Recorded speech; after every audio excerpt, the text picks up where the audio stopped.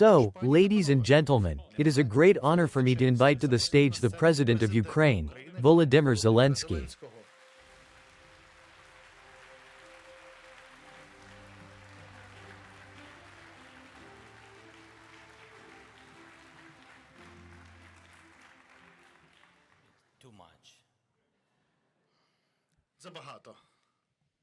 Thank you very much. Glory to Ukraine.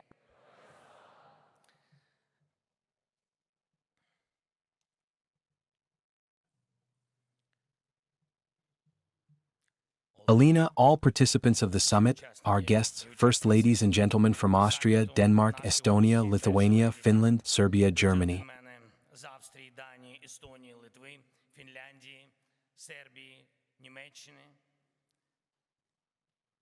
Dear Alexander, we are deeply grateful. Thank you for your support, thank you for your presence.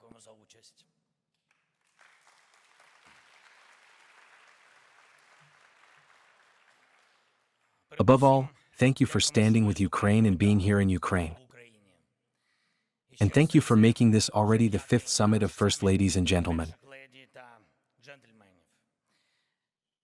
This summit is taking place, and that matters. It is taking place despite air raid alerts and threats.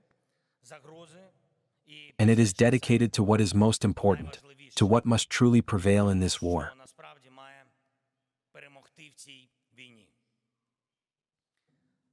Of course, our independence. Of course, our sovereign state. Of course, our extraordinarily brave people. But all of this is united by one thing: humanity. It is humanity that must prevail.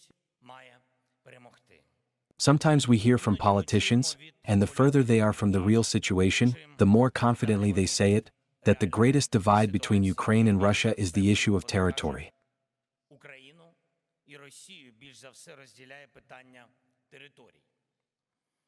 As if that were the key question in this war. Of course, we are fighting for our land. We are defending our sovereign territory. And that is absolutely just. But we must look at what exactly Russia brings to our land. It is always plain to see. The closer Russia comes, the more life disappears. Any life. There are simply fewer people. Less of everything that is connected to people. Less of what makes people happy. And always, the closer Russia comes, the more lives are tragically destroyed. More traces of life that once existed, now almost completely destroyed and reduced to ruins. When Russia seizes our territories, vast areas of our lands often become completely deserted and abandoned, losing all signs of normal life.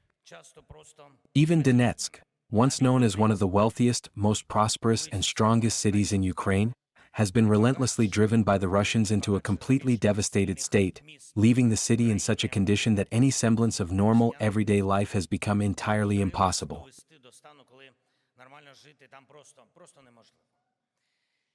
And this is not only about Ukraine. Throughout the 20th century, the Moscow state took control of various territories. And everywhere, the comparison is strikingly consistent.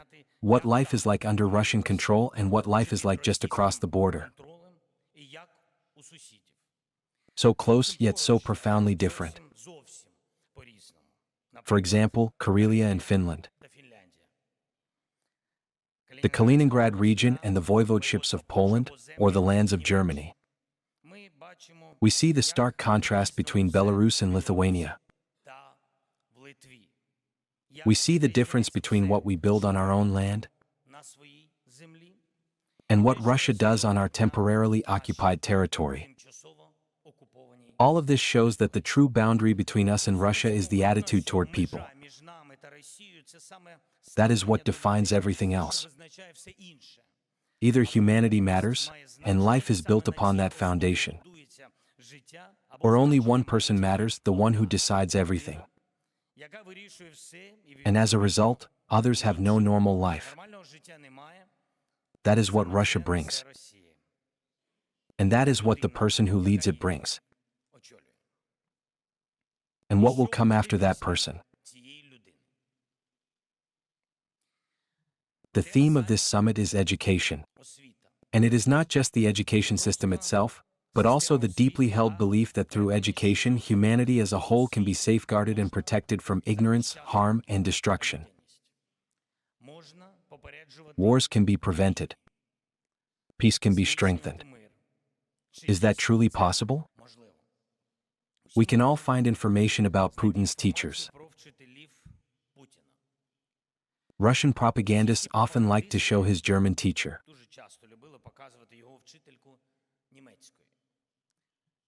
An experienced woman, clearly proud of her student. She taught Putin the German language but could not teach him to be European.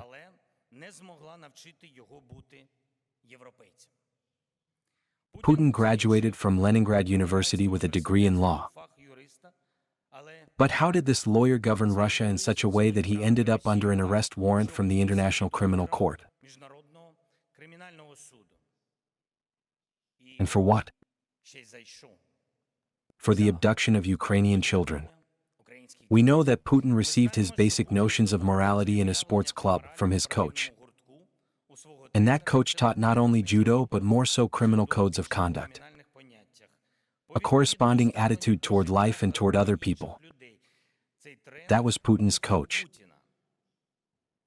So how did it happen that millions of Russians who never had such a coach think in ways so similar to their leaders?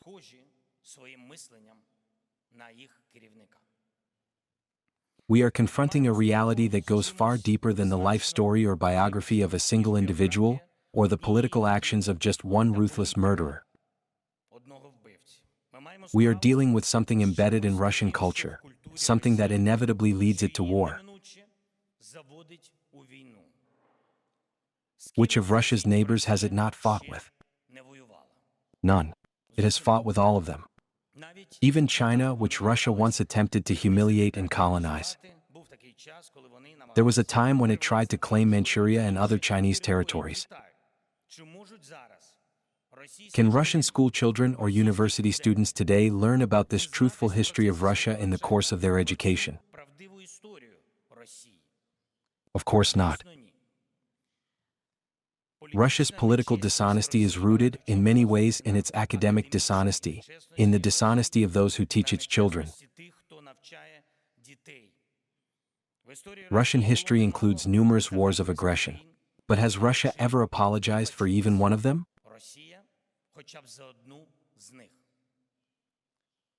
Certainly not. No apologies whatsoever. Russia's confidence that new wars will go unpunished is based, in part, on examples like what we see today in Georgia, where the government's behavior and its treatment of political opponents regrettably resemble Russian-style governance rather than European democratic standards.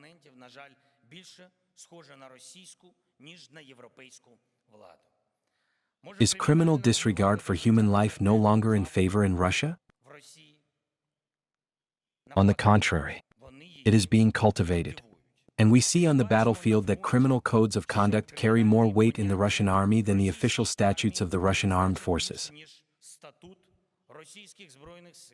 This is not only about Wagner Group. It concerns many other Russian units, their practice of executing their own soldiers when they attempt to retreat from combat. Their practice of throwing people into pits when they try to defend their rights. Their looting of their own, their abuse of civilians, their torture of prisoners. This is embedded in Russian culture, a culture that produces Putins, that teaches contempt for people, contempt for humanity.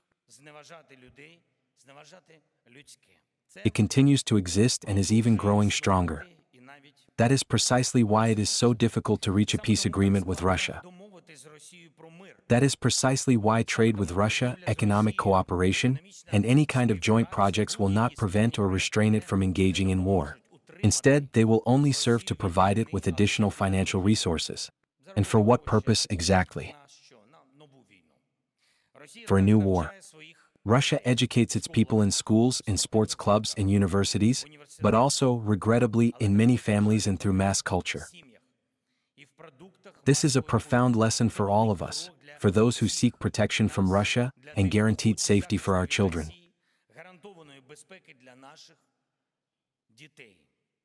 As long as Russian schools do not teach humanity, treaties with Russia will not work. As long as Russian universities can regard international criminals as respectable alumni, all of us, Russia's neighbors, must take responsibility for our own security. And if Russia continues down this dangerous path, we must all carefully consider how to further limit and contain its influence on our countries, on our economies, on our cultures, on our media, on our education systems, and most importantly, on the minds and future of our children. That is why, when we speak of isolating Russia for its war, we are speaking of something far greater than sanctions alone. We are, in essence, speaking about self-defense, about protecting and preserving the lives of our people and the very fabric of humanity within our nations. We need family policies, support for families in our countries, that give parents more opportunities to see how their children grow and what they live by. We need far more connections between countries, not only at the level of politics but at the level of communities, at the level of our people. This includes school exchanges and opportunities for our students. We must pay very close attention to everything, from the type of content children are exposed to and watch today, to the nature of cooperation at the university level, particularly when it involves or intersects with academic or other institutions based in Russia. That is, with people who, despite having access to all the information and knowing the full truth about this war of aggression, have still not found within themselves the courage or the strength to openly condemn it. We must be modern in promoting truthful historical knowledge. Russia is modern in promoting propaganda. We must respond not only by providing textbooks and formal education, but also by shaping and influencing mass culture more broadly. Yesterday, by the way, I had a meeting with the Prime Minister of Ukraine, with the Minister of Finance, and with the team from our cultural sector. We spoke, among other things, about content creation.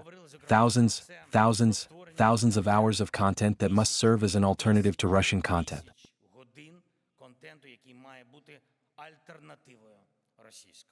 It is the responsibility of every country to consciously support its own culture, its own education, its own families, so that all of this is built on respect for people, for humanity, for human dignity.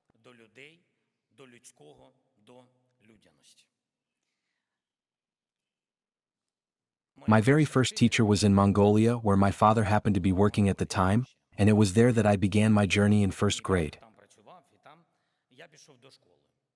In our classroom, we were a very diverse group of children, completely different from one another, coming from all corners of the world, from Mongolia, from Buryatia, from Ukraine, and from several other countries as well. The very first lesson our teacher ever taught us was how to be together, side by side, how to accept each other's differences, and how to show genuine respect. She guided us on how to communicate and coexist peacefully, even as young children, learning to live without conflict and with understanding.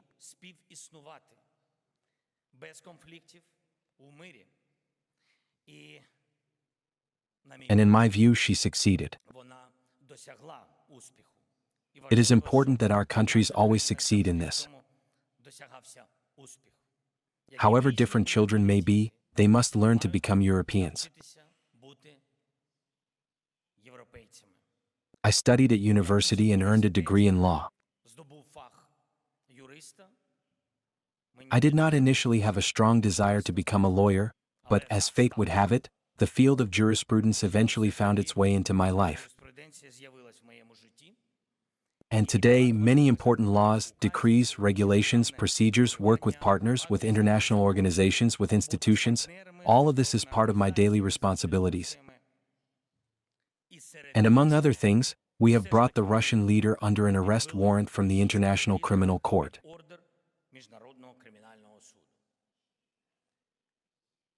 He earned that warrant. And it is important that this mechanism works in our countries. Inevitability, accountability, a sense of justice, and therefore a sound legal education, one that differs from the training received by graduates of Leningrad University. Perhaps this is too much about myself, but nonetheless. My father is a master of sport and a doctor of technical sciences. He is a professor, a lecturer. He has devoted his entire life to education. He teaches at a university. He always tells me, knowledge is very important, but academic degrees are not. And this, despite the fact that he holds both titles and degrees. I have practiced sports all my life. I did not become a master of sport, but it has helped me immensely. Especially now, when the ability to be disciplined means the ability to be effective. Many issues must be studied with great precision, especially those related to security, to weaponry. Often, Ukraine's knowledge of the availability of certain weapons among its partners is better than the knowledge those partners have themselves. And this helps us endure for so long already in a full-scale war. We in Ukraine endure because millions of our people are able to do something better than others. They know what self-discipline is. They know that knowledge prevails. They learn this at home. They learn this in school. They learn this at university. Many learned it in sports clubs, but in clubs that were truly about sport, not about criminal codes of conduct. Ultimately, we must prevail on the field of law, on the field of culture, and therefore on the field of education, so that we continue to hold the advantage in the realm of security. And it matters that we perceive this challenge in the same way. All different, yet united. Humanity must prevail. Thank you. Glory to Ukraine.